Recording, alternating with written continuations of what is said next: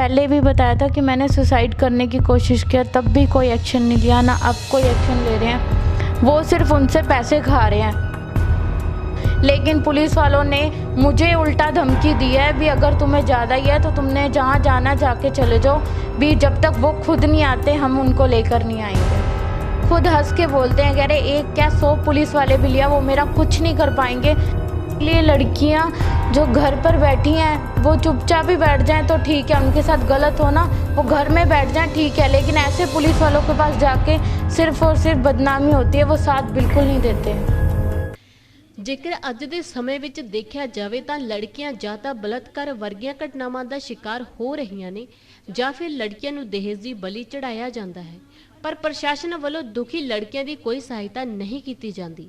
ਪਰ ਅੱਜ ਇਸ ਦੇ ਚੱਲਦੇ ਹੀ ਬਲਟਾਣਾ ਦੀ ਰਹਿਣ ਵਾਲੀ ਦੀਪਿਕਾ ਨਾਮ ਦੀ ਲੜਕੀ ਨੇ ਆਪਣੇ ਸਹੁਰਿਆਂ ਅਤੇ ਵਿਚੋਲਿਆਂ ਤੇ ਦੋਸ਼ ਲਗਾਉਂਦੇ ਹੋਏ ਕਿਹਾ ਕਿ ਪਹਿਲਾਂ ਤਾਂ ਵਿਚੋਲਿਆਂ ਨੇ ਸਾਨੂੰ ਝੂਠ ਬੋਲ ਕੇ ਰਿਸ਼ਤਾ ਕਰਵਾਉਣ ਨੂੰ ਲੈ ਕੇ ਮੇਰੀ ਮੰਮੀ ਤੋਂ 50,000 ਰੁਪਏ ਲੈ ਲਏ ਅਤੇ ਬਾਅਦ ਵਿੱਚ ਕਿਸੇ ਨਾ ਕਿਸੇ ਤਰ੍ਹਾਂ ਉਹਨਾਂ ਨੇ ਇਸ ਰਿਸ਼ਤੇ ਨੂੰ ਸਿਰੇ ਵੀ ਚੜਵਾ ਦਿੱਤਾ। ਲੜਕੀ ਨੇ ਕਿਹਾ ਕਿ ਨਾ ਤਾਂ ਮੇਰੇ ਸਿਰ ਤੇ ਮੇਰੇ ਪਿਤਾ ਨੇ ਅਤੇ ਨਾ ਹੀ ਮੇਰਾ ਕੋਈ ਭਰਾ ਹੈ।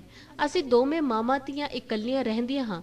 ਮੇਰੀ ਇੱਕ ਭੈਣ ਹੈ ਜਿਸ ਦਾ ਵਿਆਹ ਹੋ ਚੁੱਕਿਆ ਹੈ, ਪਰ ਮੇਰੀ ਮਾਂ ਨੇ ਕਿਸੇ ਨਾ ਕਿਸੇ ਤਰ੍ਹਾਂ ਕਰਕੇ ਆਪਣੀ ਜ਼ਿੰਦਗੀ ਭਰ ਦੀ ਪੂੰਜੀ ਇਕੱਠੀ ਕੀਤੀ ਅਤੇ ਮੇਰੇ ਵਿਆਹ ਤੇ ਲਗਾ ਦਿੱਤੀ।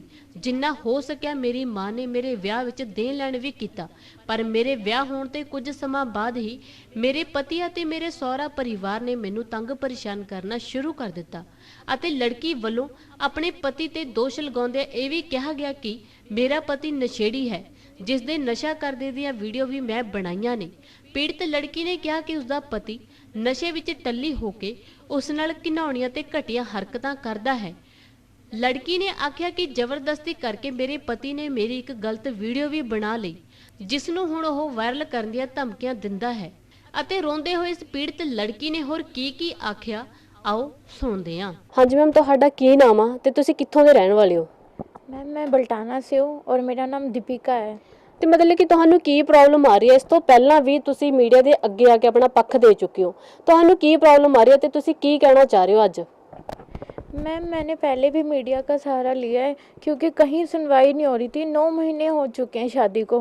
पहले मेरी मम्मी ने विचोलन ने 50,000 रुपये लेके शादी करवा दी। पहले बोला गया था हमें लड़का अच्छा है, ये दहेज नहीं मांगेंगे, बहुत अच्छे हैं, ऐसे बोल के हमारी 1 महीने के अंदर अंदर इन्होंने शादी करवा ली हमसे।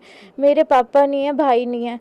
अब उन शादी के बाद ही उन्होंने टॉर्चर करना इतना चालू कर दिया कि बहुत ज़्यादा। मम्मी ने 5 लाख रुपए लेके कर्जा कहीं से भी उठा के उनको शादी में दिया। जितना हो सका हमने किया।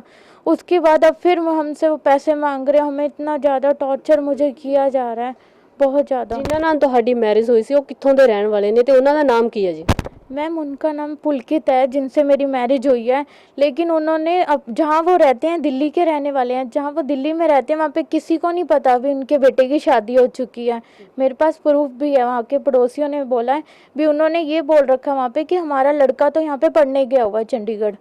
उन्होंने नहीं बताया कि इनकी शादी हो चुकी है। ਇਸ ਪੂਰੇ ਮਾਮਲੇ ਨੂੰ ਲੈ ਕੇ ਤੁਸੀਂ ਕੋਈ ਦਰਖਾਸਤ ਵਗੈਰਾ ਪੁਲਿਸ ਥਾਣੇ ਦੇ ਵਿੱਚ ਕੰਪਲੇਂਟ ਕਰਵਾਈ ਸੀ? मैम 6 महीने हो गए। पहले मैंने सुसाइड करने की भी कोशिश की थी। मैंने अपनी नस काटी थी और बारिश हो रही थी। पुलिस वालों ने ना मेरा मेडिकल कराया ना कुछ, बस मुझे ये बोला गया भी आप 2 मिनट बाहर जाओ और हम ना जेल दिखाने लेके जा रहे हैं, ऐसा झूठ बोला उन्होंने। जैसे ही मैं गई पुलिस वाले उनके साथ चाय पी रहे थे और उन ना कुछ भी मेडिकल नहीं कराया, सिर्फ उसी की सुनवाई और उसके साथ हंसी मजाक करने लगे। मैम 9 महीने शादी को हो गए, पर 6 महीने से एसएसपी को, डीएसपी को, सर को, सबको कंप्लेंट दे चुकी हूँ। थाने में 50 बार जा चुकी हूँ और ना मेरा एफआईआर हो रही है। जीरकपुर के थाने में ना एफआईआर करते हैं वो, और बस यही कहते जब तक वो नहीं आएंगे हम नहीं बुलाएंगे। ਬਲਕਿ ਹੁਣ ਤੁਸੀਂ ਪ੍ਰਸ਼ਾਸਨ ਤੋਂ ਕੀ ਮੰਗ ਕਰਦੇ ਹੋ? मैम मैं ये कहती हूँ भी एफआईआर हो, अरेस्ट वारंट हो, उनको आमने सामने बुलाया जाए। पुलिस वो कहाँ पर है कहाँ पे नहीं है ये हमें कुछ नहीं पता। 2.5-3 महीने हो चुके हैं, वो भाग चुके हैं। ना किसी पुलिस वाले का वो फ़ोन उठाते हैं ना वो आते हैं। बस मेरे खिलाफ़ कहीं ना कहीं कभी ऐसे पता नहीं कौन सी जगह, उनका नाम भी नहीं पता, वहाँ पे भी उन्होंने मेरे खिलाफ़ कंप्लेंट की हुई है। एनआरआई है शायद उनका नाम है, एनआरआई एसएचओ। उनको ये बोल के आए हैं, कहते हैं इनको अरेस्ट करो, ये मुझे ब्लैकमेल करते हैं। ਜਿਹੜੀ ਤੁਹਾਡੇ ਖਿਲਾਫ ਕੰਪਲੇਂਟ ਦਿੱਤੀ ਆ ਉਹ ਕਿੱਥੇ ਦਿੱਤੀ ਹੋਈ ਆ? मैम जीरकपुर में। ਅੱਛਾ ਉਹ ਪੁਲਿਸ ਅਧਿਕਾਰੀ ਤੁਹਾਨੂੰ ਮਤਲਬ ਕਿ ਕੁਝ ਆਖਦੇ ਹੋਣੇ ਵੀ ਜਿਹੜੀ ਤੁਹਾਡੇ ਤੇ ਕੰਪਲੇਂਟ ਆਈ ਉਸ ਬਾਰੇ वो ਤੁਹਾਨੂੰ ਕੁਝ कहते हैं अगर तुम्हें ज़्यादा ही दिक्कत है तो तुम कहीं और जाके कंप्लेंट कर दो, हम उनको नहीं पकड़ सकते। तो आपने पूछा नहीं भी क्यों ऐसे बोल रहे हैं वो? वो कहते हैं हम वहाँ खड़े रहे हैं, वो आए ही नहीं, हम उनको नहीं पकड़ सकते, जा रही आप कहीं और चले जाओ। अब आपके घर वाला कहाँ पे है?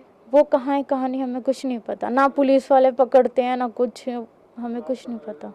अभी आप कहाँ पे रह रहे हो? मैं अपनी मम्मी के पास रह रही हूँ, 3 महीने हो चुके हैं। मैम उन्होंने मुझे NRI थाने में बुलाया था, 2 बार ही बुलाया। अब हमारे सिर पे कोई भी नहीं है, हम रेंट पे रहते हैं, हमारा खर्चा ही बहुत मुश्किल से चलता है, फिर भी हम 800 रुपये किराया लगा के रोज गए हैं, 2 बार ही गए हैं, 800 रुपये किराया लगा। हमें पुलिस बुला रही है, बल्कि उनको नहीं बुला रही। क्यों? वो पैसे वाले हैं इसलिए नहीं पुलिस बुला रही, क्योंकि वो NRI हैं इसलिए पुलिस नहीं बुला रही है।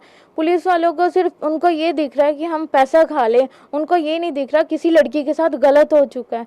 मैंने 1000 बार बोला, 6 महीने से यही बोलती आ रही हूँ कि वो भाग जाएंगे भाग जाएंगे, उनका सारा प्रूफ दे चुकी हूँ मैं और बाहर जाने का। मैंने कहा ये सारा प्रूफ है, उन्होंने बाहर जाने का अप्लाई भी कर दिया, वो भाग जाएंगे, फिर उनको पकड़ना बहुत मुश्किल हो जाएगा। तब भी पुलिस वाले कोई एक्शन सुन के ही राजी नहीं है। उसने मुझे ब्लैकमेल करने के लिए मेरी वीडियोस भी बना रखी है मैम, और मैं जब वो मुझे हमेशा यही बोलता है कि अगर तू गई तो मैं तेरी वीडियो नेट पे पा दूंगा। मैंने ये भी DSP SSP सर को कंप्लेंट दी हुई है, तो उसके बाद उन लोगों ने NGO वालों को दिया। वो उल्टा मुझे कहते हैं, कह रहे वो तो शरीफ हैं, वो तो अच्छे लोग हैं, आप क्यों जा रहे हो उनके खिलाफ कंप्लेंट लिखवाने। कह रहे उनके खिलाफ कंप्लेंट मत दो। NGO वालों ने बल्कि इतनी बदतमीजी से मम्मी से भी बात की NGO वाली मैडम ने, पर वो अपना नाम नहीं बताते, वो कहते हैं हम NGO से बात कर रहे हैं। 3 महीने हो चुके। हाँ जी। अभी आप प्रशासन क्या मांग कर रहे हो? मैं ये कहती हूँ मैम भी उनको बुलाया जाए, एक बार उनको पकड़े, अरेस्ट वारंट निकाले उनके। वो बस यही कहते हैं, कह रहे कोई पुलिस वाला हमारा कुछ नहीं कर पाएंगे, उनके पास इतना पैसा है कि बस पैसों का उनको बहुत ज़्यादा घमंड है। ਸੋ ਦੋਸਤੋ ਸੁਣਿਆ ਤੁਸੀਂ, ਇੱਕ ਪਾਸੇ ਜਿੱਥੇ ਸਰਕਾਰ ਵੱਲੋਂ ਆਖਿਆ ਜਾਂਦਾ ਹੈ ਕਿ ਬੇਟੀ ਪੜਾਓ ਬੇਟੀ ਬਚਾਓ, ਪਰ ਹੁਣ ਲੜਕੀਆਂ ਦੇ ਇਹੋ ਜਿਹੇ ਹਾਲ ਦੇਖ ਕੇ ਲੱਗਦਾ ਹੈ ਕਿ ਲੋਕੀ ਤਾਂ ਹੀ ਧੀਆਂ ਪੈਦਾ ਕਰਨ ਤੋਂ ਡਰਦੇ ਨੇ। ਸੋ ਲੋੜ ਹੈ ਪ੍ਰਸ਼ਾਸਨ ਨੂੰ ਸਹੁਰਿਆਂ ਵੱਲੋਂ ਦੁਖੀ ਕੀਤੀਆਂ ਲੜਕੀਆਂ ਦੀ ਮਦਦ ਕਰਨ ਦੀ, ਅਤੇ ਜਿਸ ਲੜਕੀਆਂ ਦੇ ਸਹੁਰਾ ਪਰਿਵਾਰ ਲੜਕੀਆਂ ਨੂੰ ਤੰਗ ਕਰਦੇ ਨੇ ਉਹਨਾਂ ਸਹੁਰੇ ਪਰਿਵਾਰਾਂ ਤੇ ਸਖਤ ਤੋਂ ਸਖਤ ਕਾਰਵਾਈ ਕਰਨ ਦੀ, ਤਾਂ ਕਿ ਆਉਣ ਵਾਲੇ ਸਮੇਂ ਵਿੱਚ ਨਾ ਤਾਂ ਲੋਕ ਧੀਆਂ ਪੈਦਾ ਕਰਨ ਤੋਂ ਡਰਨ ਅਤੇ ਨਾ ਹੀ ਲੜਕੀਆਂ ਦਹੇਜ ਦੀ ਬਲੀ ਚੜਨ। ਸਮੱਸਿਆ ਕੋਈ ਵੀ ਹੋਵੇ, ਜੜ ਤੋਂ ਖਤਮ। ਮੇਰੇ ਕੀਤੇ ਨੂੰ ਕੋਈ ਕੱਟ ਨਹੀਂ ਸਕਦਾ, ਕੱਟਣ ਵਾਲੇ ਨੂੰ ਮੂੰਹ ਮੰਗਿਆ ਇਨਾਮ। ਜਿਵੇਂ ਮਨ ਚ ਆਇਆ ਪਿਆਰ, ਪਤੀ ਪਤਨੀ ਚ ਅਣਬਣ, ਕਾਲੇ ਜਾਦੂ ਦਾ ਖਾਤਮਾ, ਵਸ਼ੀਕਰਨ, ਲਾਟਰੀ ਨੰਬਰ ਪਾਓ, ਪਿਆਰ ਵਿੱਚ ਧੋਖਾ ਖਾਦੇ ਹੋਏ ਪ੍ਰੇਮੀ ਪ੍ਰੇਮਿਕਾ, ਸੌਤਨ ਦੁਸ਼ਮਣ ਨੂੰ ਵਸ ਵਿੱਚ ਕਰਵਾਉਣ ਲਈ ਸੰਪਰਕ ਕਰੋ ਪੰਡਿਤ AK ਸ਼ਾਸਤਰੀ। ਤੁਸੀਂ ਸੰਪਰਕ ਕਰ ਸਕਦੇ ਹੋ 9906 90490। ਮੈਂ ਆਪਣੇ ਇਹ ਮੋਢਿਆਂ ਤੇ ਗੋਡਿਆਂ ਤੋਂ ਬਹੁਤ ਦੁਖੀ ਸੀ। ਮੇਰੇ ਲਈ ਤਾਂ ਤੁਰਨਾ ਫਿਰਨਾ ਵੀ ਇੰਨਾ ਔਖਾ ਹੋਇਆ ਸੀ, ਮੈਂ ਦੱਸ ਵੀ ਨਹੀਂ ਸਕਦਾ। ਪਰ ਜਦ ਤੋਂ ਮੈਨੂੰ ਫੀ ਰਿਲੀਫ ਮਿਲਿਆ 2.5-3 ਮਹੀਨੇ ਇਸਤੇਮਾਲ ਕਰਨ ਤੋਂ ਬਾਅਦ ਗੋਡੇ ਵੀ ਓਕੇ, ਮੋਢੇ ਵੀ ਓਕੇ।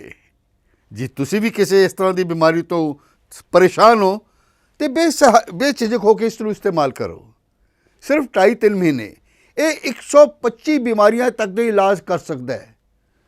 ਫੀ ਰਿਲੀਫ ਹਮੇਸ਼ਾ ਯਾਦ ਰੱਖੋ। ਬਸ ਕੁਝ ਦਿਨਾਂ ਤੋਂ ਮੈਨੂੰ ਵਾਲਾਂ ਦੀ ਬੜੀ ਸਮੱਸਿਆ ਸੀ, ਮੇਰੇ ਵਾਲ ਝੜਨੇ ਸ਼ੁਰੂ ਹੋ ਗਏ ਸੀ। ਮੈਨੂੰ ਮੇਰੇ ਦੋਸਤ ਨੇ ਆਇਲ ਫੀ ਰਿਲੀਫ ਵਾਲੇ ਦੱਸਿਆ। ਮੈਂ ਇਹ ਤੇਲ 3 ਕੁ ਮਹੀਨੇ ਲਾਣਾ ਆਪਣੇ ਸਿਰ ਤੇ ਅਪਲਾਈ ਕੀਤਾ। ਇਹ ਬਿਲਕੁਲ ਆਯੁਰਵੈਦਿਕ ਤੇਲ ਹੈ, ਇਹਦਾ ਕੋਈ ਸਾਈਡ ਇਫੈਕਟ ਨਹੀਂ ਹੈ। ਅਤੇ ਮੇਰੇ ਵਾਲ ਜਿਹੜੇ ਗੰਜਪਣ ਪੈਣਾ ਸ਼ੁਰੂ ਹੋ ਗਿਆ ਸੀ ਉਹ ਦੁਬਾਰਾ ਆਉਣ ਲੱਗ ਗਏ, ਅਤੇ ਮੈਨੂੰ ਤਾਂ ਬੜਾ ਫਾਇਦਾ ਦਿੱਤਾ ਇਸ ਨੇ। ਜੇ ਤੁਹਾਨੂੰ ਵੀ ਕਿਸੇ ਇਸ ਤਰ੍ਹਾਂ ਦੀ ਪ੍ਰੋਬਲਮ ਦਾ ਤੁਸੀਂ ਸਾਹਮਣਾ ਕਰ ਰਹੇ ਹੋ ਤਾਂ ਇਹ ਤੇਲ ਲਾਣਾ ਨਾ ਭੁੱਲੋ। ਕਿਤਨਾ ਕਿਤੇ ਅਸੀਂ ਆਪਣੇ ਬਾਲਾਂ ਕਰਕੇ ਸ਼ਰਮ ਫੀਲ ਕਰਦੇ ਹਾਂ ਕਿ ਸੋਸਾਇਟੀ 'ਚ ਬੈਠੇ ਹਾਂ ਕਿ ਕੋਈ ਮਜ਼ਾਕ ਨਾ ਕਰ ਰਿਹਾ ਹੋਏ, ਪਰ ਥੈਂਕਸ ਟੂ ਫ੍ਰੀ ਲੀਫ ਜਿਹਨੇ ਮੇਰਾ ਇਹ ਕੌਨਫੀਡੈਂਸ ਬਿਲਡ ਕੀਤਾ, ਜਿਹਦੇ ਲਗਾਉਣ ਨਾਲ ਮੈਂ ਮਾਰਕੀਟ 'ਚ ਹੁਣ ਬੜਾ ਹੀ ਕੌਨਫੀਡੈਂਟ ਹਾਂ ਔਰ ਇਹਦੇ ਨਾਲ ਮੈਨੂੰ ਬੜਾ ਫਾਇਦਾ ਹੋਇਆ। ਅਤੇ ਮੈਨੂੰ ਸਰਵਾਈਕਲ ਦੀ ਵੀ ਦਿੱਕਤ ਸੀ ਅਤੇ ਉਹਦੇ ਨਾਲ ਵੀ ਮੈਨੂੰ ਬੜਾ ਰਿਲੀਫ ਮਿਲਿਆ। ਇਹ ਯੂਜ਼ ਕਰੋ ਅਤੇ ਮੈਂ ਪ੍ਰੈਕਟੀਕਲ ਯੂਜ਼ ਕਰ ਰਿਹਾ।